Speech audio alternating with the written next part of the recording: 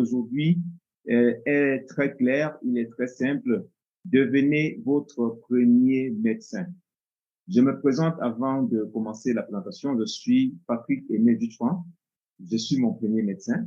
Je suis en même temps un entrepreneur. Je suis énormément passionné de tout ce qui est santé.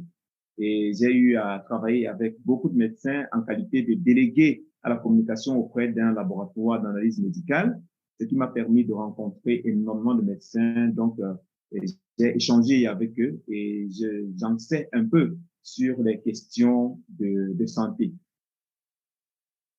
Pourquoi est-ce qu'il est important de devenir notre médecin? Ceci va nous permettre simplement de pouvoir profiter au maximum d'une bonne santé et d'un mieux-être intérieur. Nous allons immédiatement avancer pour voir la raison d'être même de ce programme. Pourquoi est-ce que nous avons pensé à mettre ce programme sur pied? On aimerait que tout le monde puisse avoir un accès à la santé. Et on a l'habitude de parler toujours de la liberté financière, mais nous souhaiterons que vous preniez connaissance de votre corps, de votre santé, afin d'atteindre ce que nous avons appelé ici la liberté sanitaire. Je ne sais pas si ce terme se dit, mais nous avons préféré l'appeler ainsi. Connaître également et respecter les règles du fonctionnement de votre corps. On va donner quelques éléments sur le fonctionnement du corps qu'il est important de connaître pour pouvoir optimiser sa santé. Et ensuite, rechercher et adopter de nouvelles solutions. On a toujours tendance dans notre société à être monotone, à se focaliser sur ce qui existe déjà. Et chaque fois qu'il y a des innovations, on a tendance à les mettre de côté. Alors, il faut que nous soyons habitués à rechercher celles-là et à les adopter.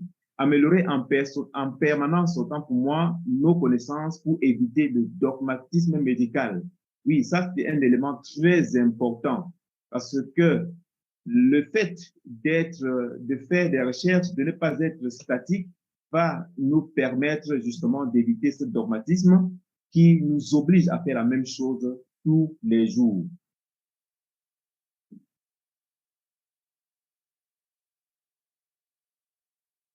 Alors, et qu'est-ce que nous allons voir dans ce programme? Tout simplement, nous allons voir pourquoi est-ce qu'il est important pour vous d'être votre premier médecin, connaître votre corps et ses règles, comme on l'a dit dans le jeu. On va voir également 6 actions clés qui vont vous permettre de devenir le médecin que vous êtes depuis votre naissance, car chacun est né en étant déjà son propre médecin.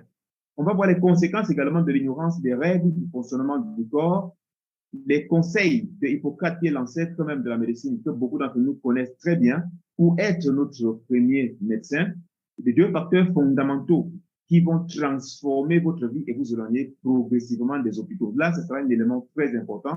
Et enfin, une solution extraordinaire qui va vous donner des résultats impressionnants pour la santé en général.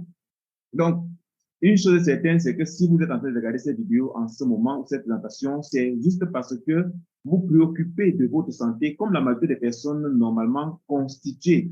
Et dans ce monde, il y a généralement 2 catégories de personnes auxquelles on fait très souvent aveuglément confiance. Je peux me tromper, mais je pense que c'est ça, c'est mon avis. Il y a l'homme de Dieu et il y a le médecin.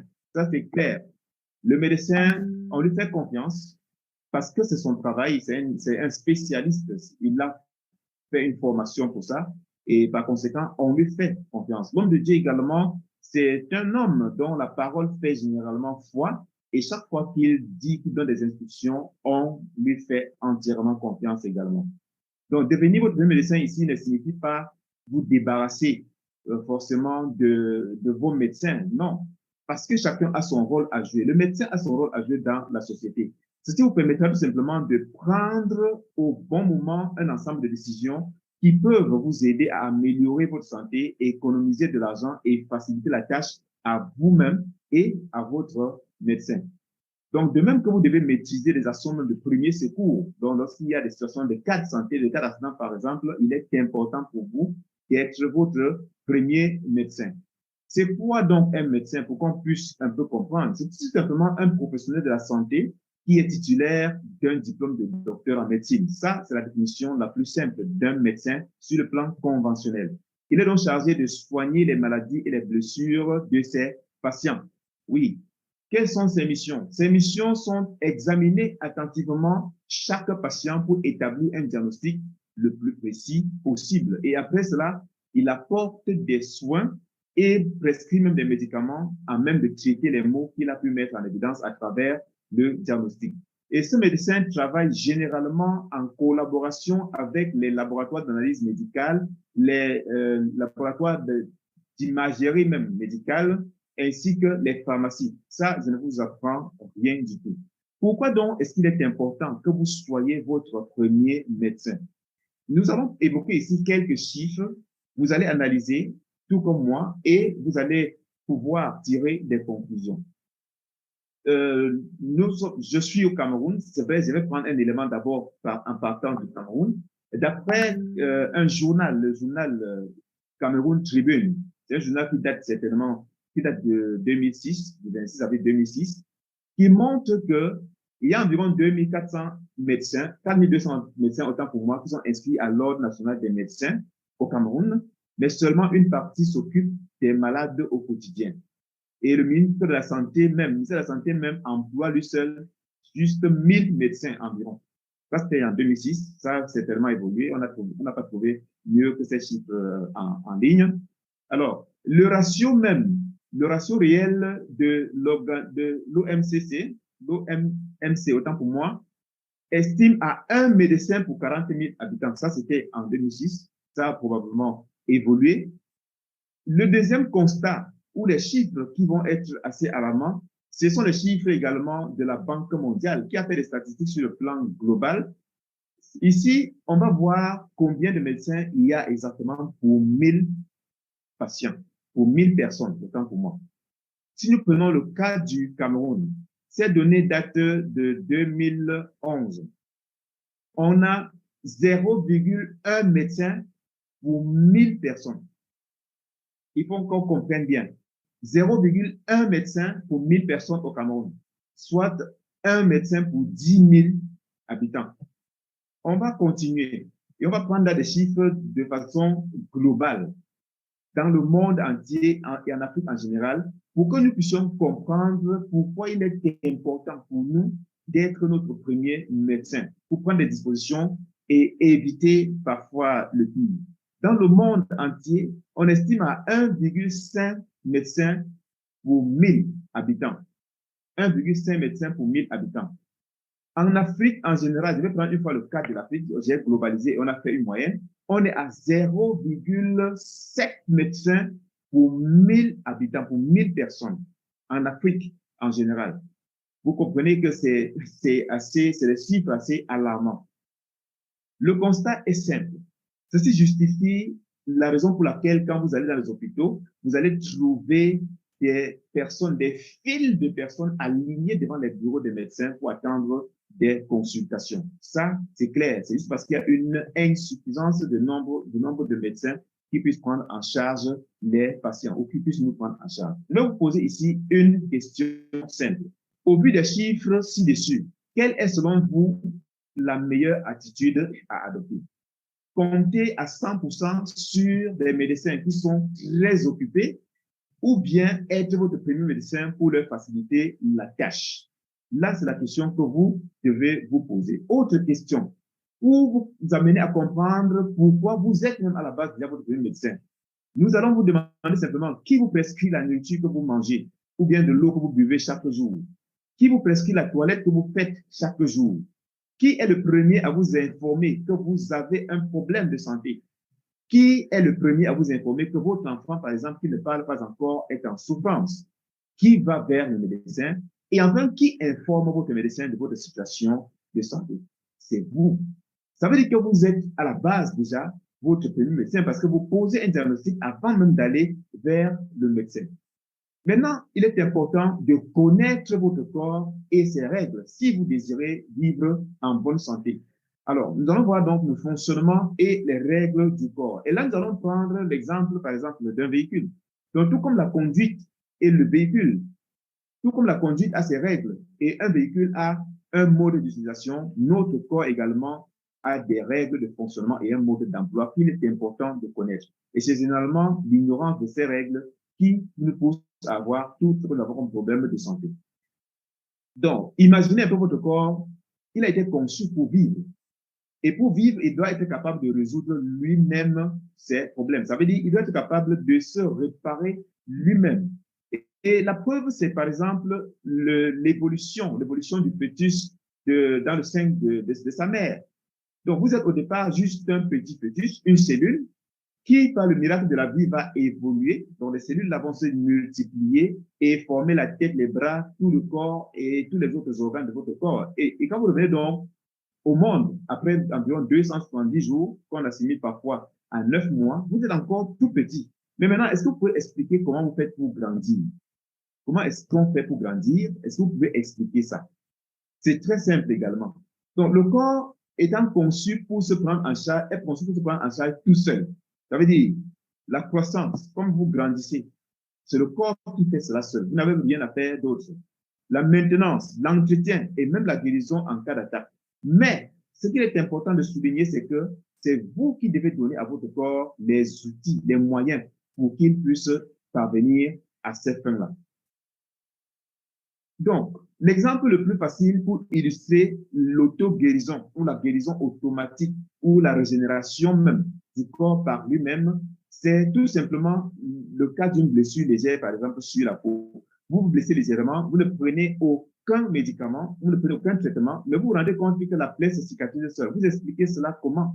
Et après, il n'y a même plus de traces, ça disparaît complètement. Donc, il faut comprendre une chose, c'est que lorsque nous venons au monde, nous venons avec un certain stock de cellules souches, ce qu'on appelle les cellules souches. Les cellules souches qui sont responsables de se différencier pour pouvoir régénérer les différents organes, pour restaurer les différents organes de notre corps.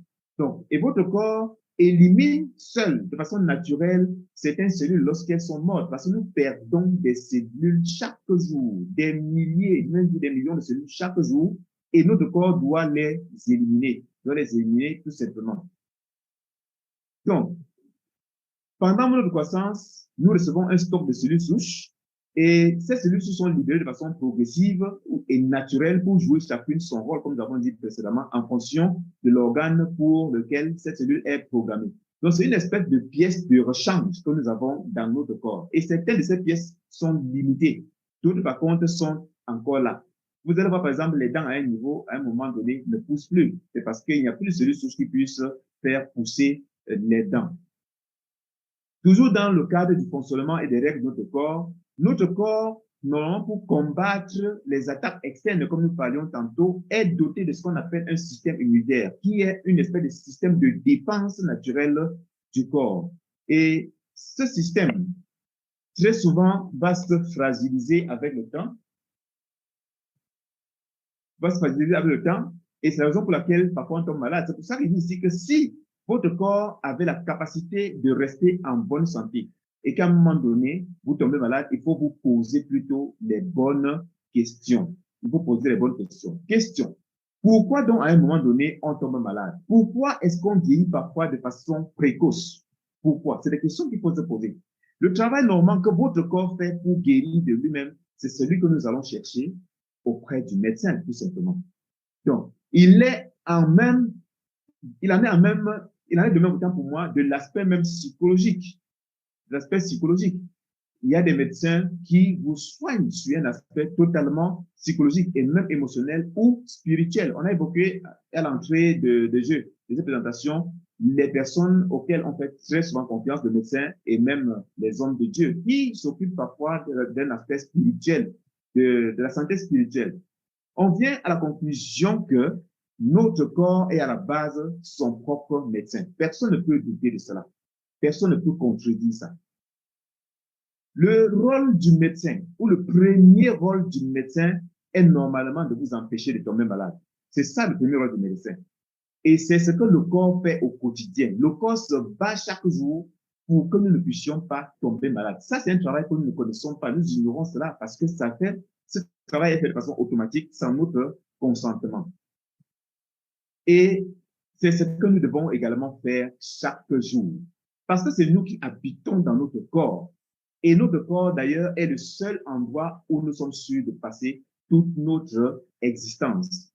C'est notre maison dans laquelle nous vivons pendant toute notre vie. Et personne ne connaît notre corps mieux que nous. C'est la raison pour laquelle nous avons dit tout à l'heure que c'est nous qui donnons l'information au médecin qui est en train de nous consulter ou bien que nous avons consulté. Donc, il y a même parfois des informations que vous cachez au médecin quand vous allez à l'hôpital. Ça veut dire simplement que si vous les cachez, c'est que vous avez la solution. C'est que vous pouvez vous occuper vous-même de ce cas, de ce genre de problème-là. Donc, il vous suffit donc de connaître les règles de fonctionnement de votre corps pour limiter la dépendance au médecin. Vous ne devez pas être totalement dépendant.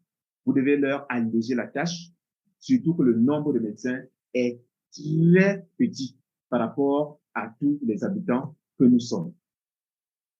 Et on comprend finalement que pour devenir notre premier médecin, nous devons simplement donner à notre corps ce qui lui permettra de fonctionner comme à la création, comme à la naissance. C'est tout ce qu'il faut. Donner à notre corps ce qui lui permettra de fonctionner comme à la naissance. Et celui qui connaît donc son problème en général, avant d'aller vers le médecin, est plus susceptible de trouver une solution que celui qui ne connaît rien, qui ignore totalement, qui ignore tout. Car il y a des situations que vous serez capable de prendre en charge avant même d'arriver à l'hôpital. Ceci va vous permettre d'économiser de l'argent et de gagner également en temps, ce qui est très important. Qu'est-ce qu'il faut donc faire? Donc, nous allons voir, il s'agit donc, quand on parle de connaître le fonctionnement du corps, il s'agit de savoir exactement ce qu'il faut faire et de savoir également ce qu'il ne faut pas faire ou ce qu'il faut éviter. Nous allons voir à présent 6 actions clés pour redevenir le médecin que vous êtes depuis votre naissance. 6 actions clés. Là, c'est très important. Et je voudrais vérifier que vous m'écoutez bien. Si vous m'écoutez, vous écrivez simplement OK dans le chat pour qu'on puisse continuer. Mentionnez OK dans le chat ou bien dans les commentaires pour ceux qui sont sur YouTube pour qu'on puisse continuer la présentation. On s'assure que vous nous entendez. C'est très important. Donc, nous parlons là de 6 actions pour redevenir, parce que vous êtes déjà à la base, vous êtes médecin, comme nous vous l'avons démontré dès le début. Action numéro 1, vous devez adopter un bon état d'esprit. C'est très, très important. Si vous croyez que vous n'aurez pas de solution, il est possible que la solution efficace, même qu'on vous propose, ne fonctionne pas pour vous. Ça, c'est indubitable. Et si vous ne pensez parfois qu'à tous ceux qui ont perdu la vie à cause de leur problème de santé, il est fort probable que vous puissiez ne pas résoudre le problème de façon optimale ou que vous puissiez même perdre la vie comme ces personnes. Parce que l'état d'esprit est très important lorsque vous avez un problème de santé ou même lorsque vous êtes en santé et vous désirez rester en bonne santé. C'est raison pour laquelle le rôle d'un médecin, quand vous arrivez même désespéré, c'est d'abord de restaurer votre équilibre ou bien votre stabilité mentale, psychique ou émotionnelle. C'est la première étape pour tout traitement, que ce soit préventif ou même curatif, parce que ça contribue à plus de 50% déjà de votre traitement. Vous devez fermement croire que votre corps a la capacité de vivre sans maladie. Ça, c'est très important. Parfois, quand je le dis, les gens disent non, ce n'est pas une affaire de croyance.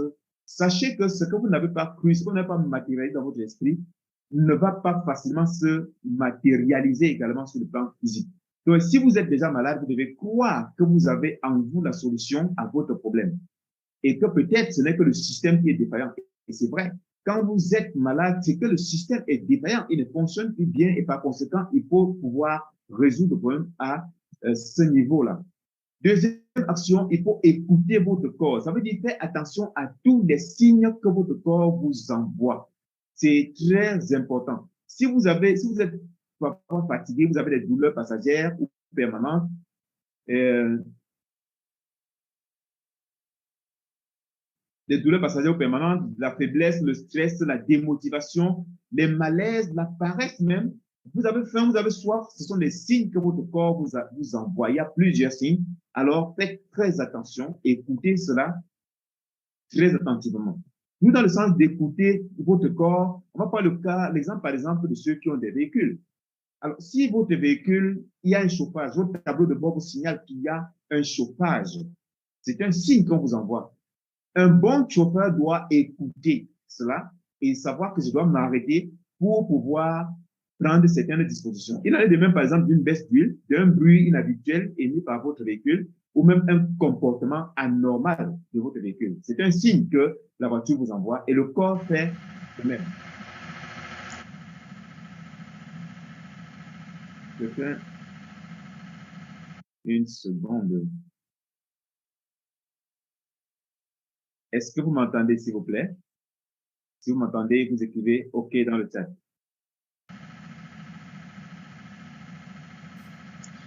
Action 3, posez-vous les bonnes questions. Un problème sans solution est un problème mal posé.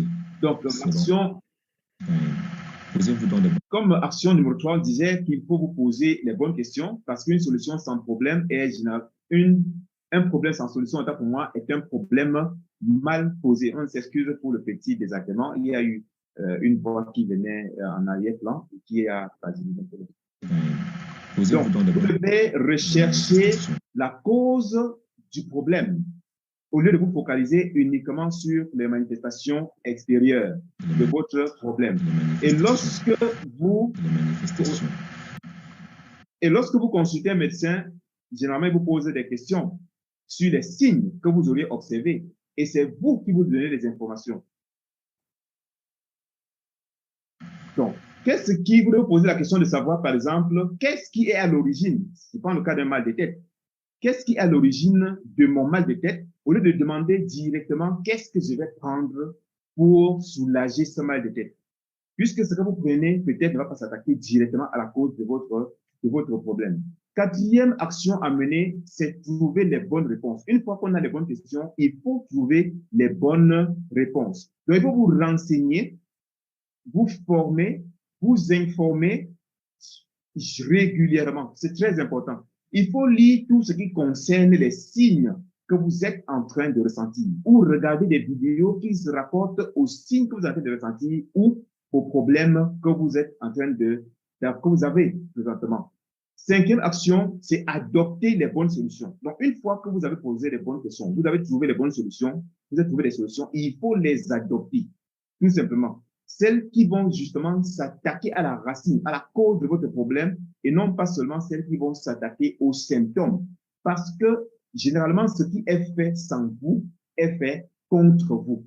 Les symptômes ne sont que des signes. La cause est beaucoup plus loin. On va illustrer également cela par des exemples simples. Imaginez que vous vous rendez compte après la pluie qu'il y a de l'eau dans votre maison, ce qui est vraiment anormal. Au lieu de trouver par où l'eau est passée pour entrer, vous mettez plutôt à chercher une serviette pour essuyer l'eau. Et chaque jour, c'est ce que vous faites. Vous n'êtes pas en train de résoudre le problème. Vous êtes en train de gérer des symptômes, tout simplement. Or, il est important de trouver le trou plutôt que d'essuyer de l'eau. Dans la même lancée, il pleut, vous constatez que l'eau est en train de couler du plafond.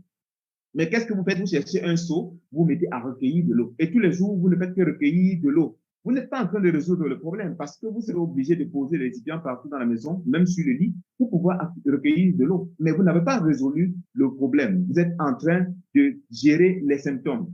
Vous vous rendez compte peut-être que il y a fuite d'huile. Votre tableau de bord vous signale qu'il y a une baisse du niveau d'huile dans votre moteur. Et au lieu d'aller réparer le problème, réparer la fuite d'huile, vous passez le temps à compléter l'huile dans le moteur. Vous n'êtes pas en train de résoudre le problème. Et c'est généralement ce que nous faisons par rapport à notre santé. On a des signaux et on va traiter les symptômes au lieu de s'attaquer à la cause de la maladie. On a des problèmes de sommeil et au lieu de chercher la raison pour laquelle on n'arrive pas à dormir, on va plutôt chercher des somnifères qu'on va boire pour essayer de dormir. On n'est pas en train de résoudre le problème. Action 6. Si nous avons réussi à trouver les bonnes solutions, à les adopter et à retrouver notre santé, il est important pour nous d'entretenir cette santé et d'assurer une bonne maintenance. C'est très important.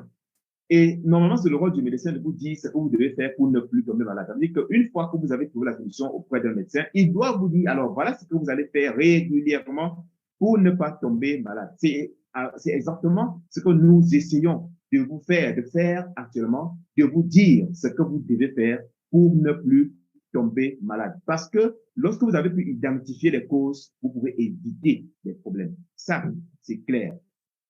Maintenant, quelles sont les conséquences de l'ignorance de toutes les règles que nous avons données tout à l'heure? C'est très simple. Vous allez finir par avoir des problèmes au niveau de tous vos organes. Et vous savez bien que chaque organe de votre corps à un spécialiste qu'on appelle un logue. Si vous avez des problèmes d'eau, vous allez voir un ophtalmologue. Vous avez des problèmes gastriques, vous allez voir un gastrologue. Vous avez des problèmes de peau, vous allez voir un dermatologue. Vous avez des problèmes de cerveau, vous allez voir un neurologue, par exemple. Un problème de cœur, vous allez voir un cardiologue. Donc, vous allez avoir des problèmes au niveau de tous vos organes si vous ne respectez pas les règles du corps. Et les conséquences sont simples. La fragilisation de votre système immunitaire, l'oxydation cellulaire, la déshydratation. Pour ceux qui ne boivent pas suffisamment d'eau, des blocages au niveau de votre corps, au niveau des vaisseaux sanguins ou au niveau de la communication entre le cerveau et le reste des organes. La fatigue, la baisse ou bien la modification de l'énergie cellulaire. Ainsi de suite, on aura énormément de problèmes, des problèmes de circulation sanguine, les tumeurs et même les cellules mutantes qui vont se développer dans notre corps. On aura également les douleurs de tout genre, les inflammations, les plaies inguérissables et bien d'autres. Et généralement, quand nous avons donc tous ces problèmes, qu'est-ce que nous faisons? Il y a un schéma classique que nous suivons. On va immédiatement faire une consultation, consulter un médecin qui va poser un diagnostic. Ensuite, il va nous prescrire des médicaments pour confirmer ou infirmer le diagnostic qu'il est en train de poser.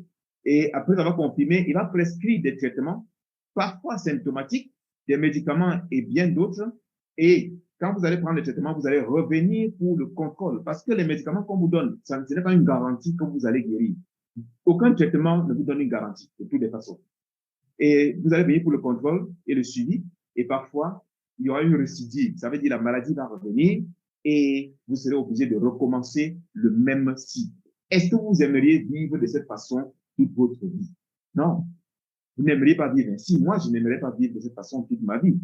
Et dans cette lancée, nous allons donc voir quelques conseils d'Hippocrate pour être votre premier médecin. Ce sont des éléments très simples, des choses très simples, très pratiques, mais que nous négligeons, que vous connaissez, mais que nous négligeons. Parce que généralement, on dit que, on va voir cela dans la suite, premier conseil de Hippocrate, c'est que la nourriture, votre nourriture doit être votre médicament et votre médicament, votre nourriture.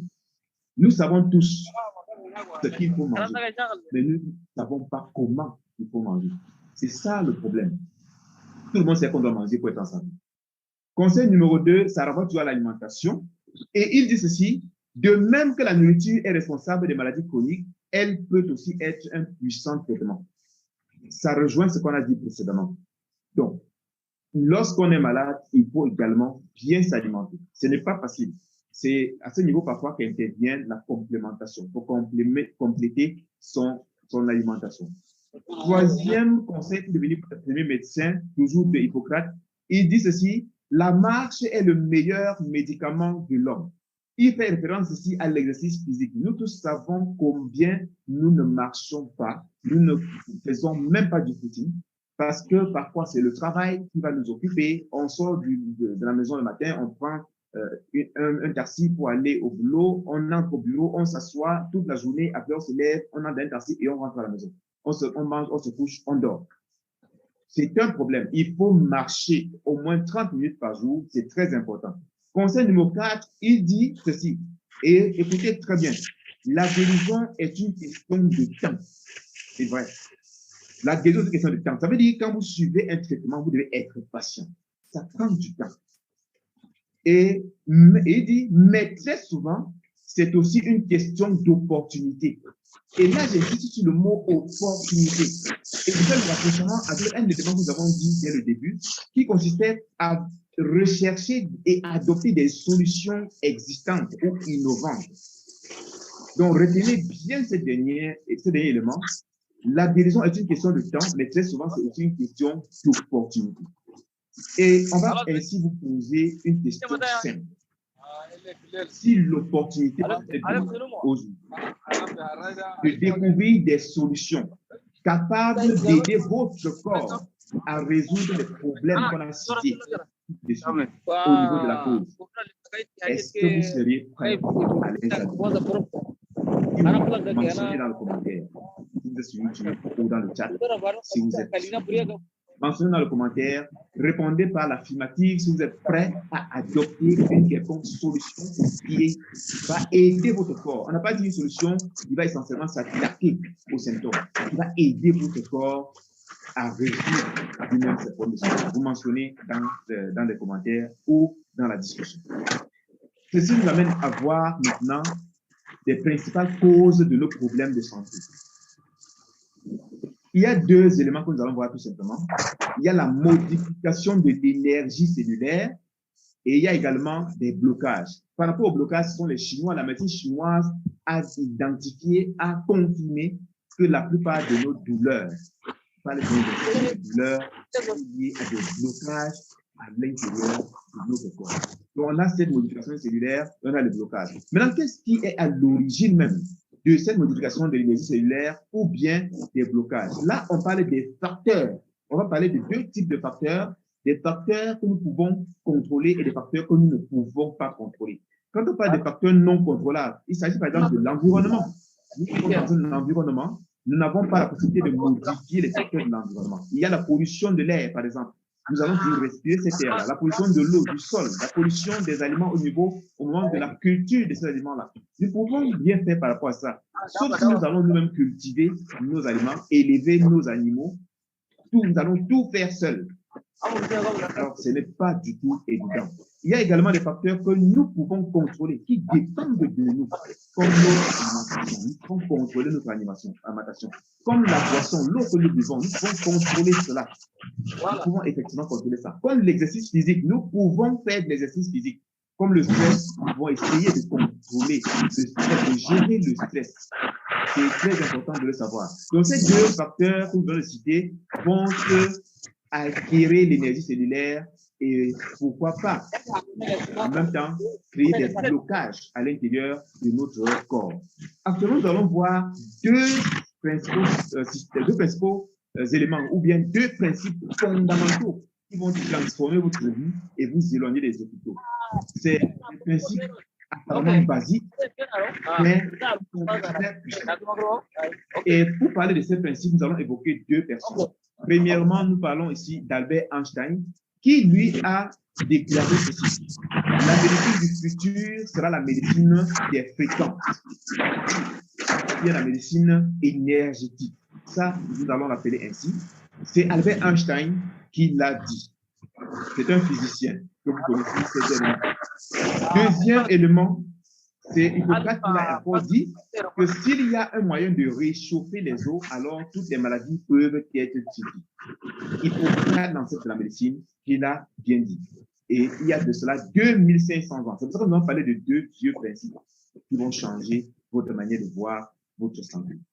Nous allons prendre le premier élément qui est la chaleur, réchauffer les eaux. Quel est le rôle de la chaleur pour le corps? Vous savez que votre corps a une température qui doit normalement être constante de 37 degrés. Alors, réchauffer le corps va permettre de booster le système immunitaire.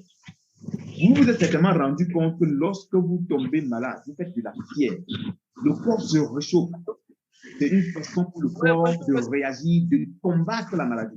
C'est quand le corps a fini de se battre, quand le système immunitaire a fini de se battre, la maladie prend le dessus et vous êtes obligé de vous arrêter. Parce que le système immunitaire a été touché. Donc, la chaleur permet de booster le système immunitaire, augmenter l'oxygénation cellulaire, assurer une bonne circulation sanguine, relaxer les fibres musculaires, réduire la raideur articulaire et soulager efficacement les douleurs et même les inflammations. Oui. On va prendre le deuxième élément qui est maintenant les fréquences terrestres ou l'énergie terrestre dont parlait Albert Einstein.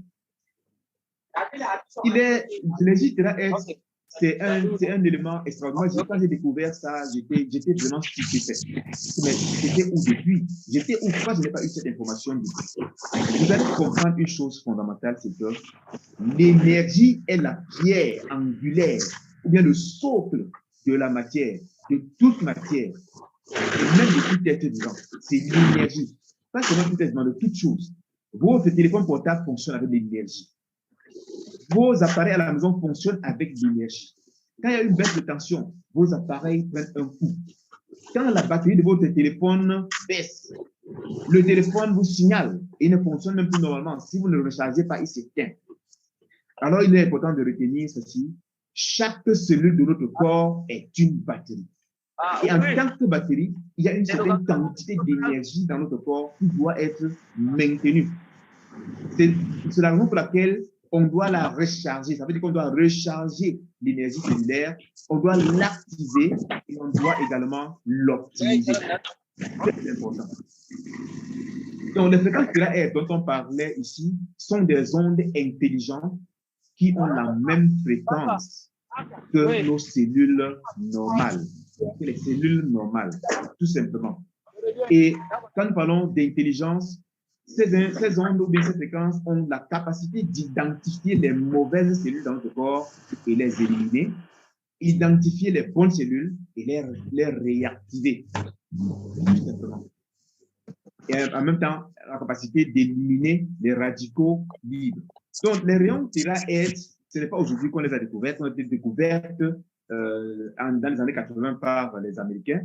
Et les Américains ont déclaré que ça faisait partie des 10 technologies les plus puissantes qui vont transformer le monde entier. Ça s'applique dans beaucoup de domaines, dans le domaine de la santé, dans le domaine de l'armée, dans plusieurs domaines également, généralement. C'est tellement important que, ou bien ça a apporté tellement de bien à l'humanité que dans certains pays, on leur a donné pratiquement des noms. En Chine, par exemple, ils ont appelé cela les ondes de Dieu. Les Chinois ont appelé ça les ondes de Dieu. Et les Japonais ont appelé ça la lumière de la vie. Et les scientifiques américains ont tout simplement appelé les ondes de la vie pour parler des rayons terahertz. Nous vous posons encore une question. Vous vous rendez compte qu'on vous pose énormément de questions. Maintenant, vous vous demandez, oui, on a dit que la chaleur peut être utile pour aider le corps. Les ondes terahertz peuvent être utiles pour éliminer les mauvaises cellules, les cellules mutantes et autres dans le corps, pour régénérer le corps. Mais comment donc exploiter la chaleur et l'énergie terahertz pour pouvoir résoudre nos problèmes de santé? Ça, c'est la question que vous vous posez. Et ceci nous amène tout simplement à parler maintenant de la solution ordinaire qui va vous donner des résultats extraordinaires. C'est une opportunité. Rappelez-vous, Hippocrate a dit que la santé ou la guérison est une question de temps. Mais très souvent, c'est aussi une question d'opportunité. Est-ce que vous êtes prêt à saisir cette opportunité d'exploiter ces deux éléments qui vont vous permettre d'entretenir, d'aider votre corps à gérer ces problèmes de santé à la racine? Est-ce que vous êtes prêt à le faire, à l'adopter? Vous écrivez simplement oui dans le chat, OK dans le chat et on avance. Ceci nous amène à vous présenter une technologie qui a réussi à combiner ces deux éléments parce que ce n'était pas facile. Et ceci est contenu dans un appareil qui s'appelle tout simplement iTheraCare. iTheraCare, comme vous pouvez le voir sur l'écran. Écrivez simplement dans le chat iTheraCare si vous êtes en train de voir iTheraCare sur votre écran ou bien en commentaire pour ceux qui sont sur YouTube. On va voir ici deux fonctions principales de cet appareil. Oui, et vous allez comprendre pourquoi c'est indispensable et très important pour vous. Ces deux fonctions, on les a déjà citées, c'est qu'elles ont la capacité, n'est-ce pas, iTheraCare a la capacité de rechercher et de protéger et d'activer les bonnes cellules. Identifier, protéger et activer les bonnes cellules. Identifier et éliminer les mauvaises cellules. Ça, c'est le rôle de cet appareil-là. Il va avoir également la capacité d'éliminer ces cellules mortes, ces cellules qui sont malsaines, oui, d'activer les cellules dormantes, d'augmenter ou d'accroître la capacité d'auto-guérison, de nettoyer les méridiens et les canaux lymphatiques dans le corps. C'est très important de les nettoyer. On reviendra là-dessus plus tard dans d'autres présentations. Et ça va permettre également d'améliorer la microcirculation. Parce que dans le corps, il y a deux types de circulation. La microcirculation au niveau des vaisseaux les plus petits et la grande circulation qui est au niveau des veines et des artères. L'appareil va permettre également de réguler les glandes. Oui, de réguler les glandes. C'est pour ça que vous allez constater qu'il y a des personnes qui ont des problèmes de thyroïde, mais qui sont en train de trouver une solution à partir de cet appareil. D'éliminer également les excès d'eau dans le corps. Oui, quand on est en surpoids, on a de l'eau parce que les graisses retiennent de l'eau. On reviendra certainement là-dessus. Rappelez-vous, nous avons dit que, pas que nous avons dit, la médecine chinoise a constaté que la plupart de nos douleurs sont liées au blocage à l'intérieur de nos corps, douleur et inflammation. Ça veut dire que si vous avez mal quelque part, c'est qu'il y a un blocage. Vous avez des arthroses, vous avez des arthrites, vous avez des rhumatismes qui font mal. Il y a un blocage quelque part et il faut débloquer. Donc, c'est un appareil qui est suffisamment performant, suffisamment efficace pour de nombreux cas. Des cas d'inflammation, par exemple, la baisse du système immunitaire, pour des tumeurs malignes, pour des pathologies ou bien c'est pour gérer même des cas de diabète, pour le cerveau, pour les canaux lymphatiques, même pour la peau et la beauté, c'est très, très efficace. Des problèmes génitaux, je veux dire, par exemple, comme des douleurs, des dysménorrhées, par exemple, chez les femmes, des désordres ou bien l'instabilité au niveau des menstrues. Donc, cet appareil est très efficace à ce niveau. Et il y a des niveaux d'efficacité qui ont été testés et prouvés également, très efficaces pour les inflammations. On répète cela, mais c'est très important de le savoir. Très efficace pour les blocages et les douleurs corporelles. Oui, les douleurs articulaires, douleurs à la tête, douleurs au niveau du dos, douleurs lombaires, c'est très efficace également pour ça.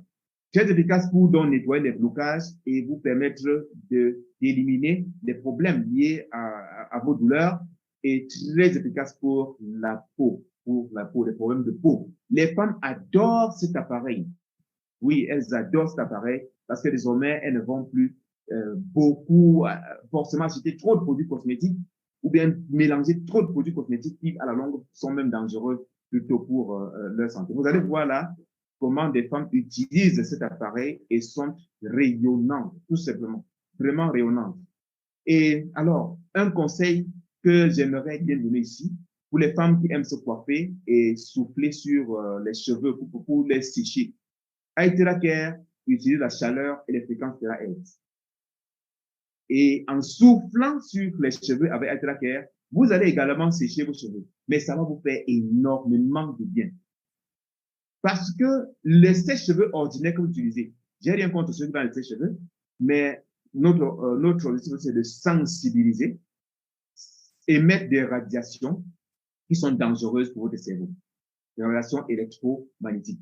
Et également, en même temps, des radiations thermiques, donc des radiations liées à la température qui ne conviennent pas à votre cerveau. C'est très dangereux. Et ceci, généralement, va provoquer des insomnies chez certaines personnes, des chutes de cheveux chez d'autres, et même accélérer le processus d'Alzheimer chez certaines personnes touchées, puis ça touche le cerveau, et ça va provoquer des problèmes neurologiques. Oui, ça déclenche même de la dépression chez certaines personnes et même des problèmes cardiaques chez d'autres. Pourquoi pas? Ça peut aller même jusqu'au niveau des cancers. Donc, désormais, madame, utilisez Aïtera Care. Non seulement ça va vous régénérer les cellules du cerveau, les cellules neurologiques, ou les cellules cérébrales, ça va également vous rendre beaucoup plus belle et ça va même améliorer la qualité de vos cheveux. Oui, à force d'utiliser. Donc, nous avons vu ce qu'Aïtera Care peut apporter au corps, mais il est important de préciser aussi un certain ensemble d'éléments. Aïtera Care ne fera pas tout dans votre corps. Aïtera Care ne va pas produire, par exemple, les sels minéraux. Aïtera Care ne produit pas les vitamines, les antioxydants, certains antioxydants, autant pour moi, et les oligo-éléments. Ça, vous savez où les trouver dans votre alimentation ou dans la complémentation de l'alimentation, donc à travers les compléments alimentaires que vous pouvez trouver sur le marché. Alors, comment utiliser Aïtera Care dans le processus de traitement préventif ou curatif des maladies? Ça, c'est un élément très important. On reviendra sur la présentation de la thérapie énergétique dans une autre présentation. Aujourd'hui, c'est une introduction qui valait vraiment la peine. Donc, l'utilisation de Aïtera Care est très simple. C'est un appareil qu'on utilise pour souffler et ça, je peux tenir, ça, c'est ça que j'ai en main, la version classique que j'ai en main. On l'utilise pour souffler, vous allumez, vous soufflez sur l'eau à boire. Ceci va permettre de modifier la structure de l'eau et la rendre beaucoup plus naturelle et linéaire. Et lorsque vous avez soufflé sur l'eau, vous buvez de cette eau, tout simplement. C'est une eau thérapeutique. J'ai l'habitude de dire que c'est même de l'eau bénite. Donc, désormais, vous pouvez fabriquer votre propre eau bénite à la maison. Ça vous fait des économies également. Comprenez qu'Aitera a beaucoup de fonctions. Là, on est en train de montrer, par exemple, la structure du sang dans le corps. Le sang est généralement, quand on le regarde au microscope, il est en amas. Et c'est la même chose pour l'eau là que nous buvons. Les molécules d'eau sont en amas, sont entassées, regroupées, et par conséquent, les cellules ne les absorbent pas normalement. Parfois, on a l'habitude de dire même que nos cellules absorbent cette eau à 30% seulement. Les 70% vont où? Parfois, nous buvons même la quantité qu'il faut, mais malheureusement, les cellules ne les absorbent pas. Parce que la structure de l'eau ne permet pas, ne facilite pas l'absorption de cette eau-là. Donc, lorsque vous allez souffler sur l'eau, ça va rendre l'eau beaucoup plus linéaire et sera facile à être absorbée. Comme vous voyez par exemple ici, la démonstration ici, comment les cellules sont en train d'absorber de l'eau facilement. Et ça, c'est thérapeutique. L'eau est indispensable à la vie. Il faut en consommer. Une fois que vous avez consommé votre eau, vous allez souffler sur le corps, patienter une dizaine de minutes et vous soufflez sur le corps. On reviendra sur comment utiliser l'appareil plus tard. On reviendra là-dessus.